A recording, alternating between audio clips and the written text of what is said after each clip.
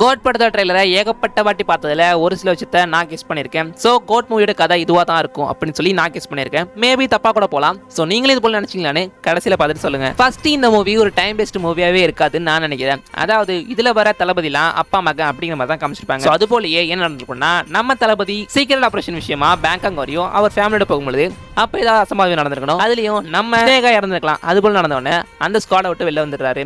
அந்த ஸ்குவாடை விட்டு வெளில வந்து அவனோட பையனோட மட்டும் இருக்கும்பொழுது ட்ரெய்லர்ல நம்ம நோட் பண்ண அந்த விஜய் சொல்லுவார்ல, உன்னெல்லாம் முடியலன்னா சொல்லு நான் பண்றேன்னு சொல்லி. சோ அது ஒரு பையனா கூட இருக்கலாம். சோ திரும்ப அந்த விஷயத்துல இன்வால்வ் ஆகனா நம்ம பையனும் இழந்துரும்னு சொல்லி நம்ம விஜய் தள்ளி இருந்திருக்கலாம். சோ இப்படி தள்ளி இருக்கும்பொழுது சோ ஏதோ ஒரு காரணத்துக்காக திரும்பவுமே அந்த ஸ்குவாடுக்குள்ள நம்ம தளபதி இன்வால்வ் பண்றாங்க. அப்படி இன்வால்வ் ஆகும்போது நம்ம தளபதியோட பையனுமே நம்ம அம்மாவுக்கு இப்படி ஆயிடுச்சு சொல்லி ரிவெஞ்ச் எடுக்க அவரே கிளம்பலாம். சோ அதனாலதான் இந்த டைலாக் வச்சிருப்பாங்க. சோ இதுக்கப்புறம் நம்ம தளபதியும் ஒரு பையனுமே சேர்ந்துமே ரிவெஞ்ச் எடுக்கிற மாதிரி இருக்கலாம்.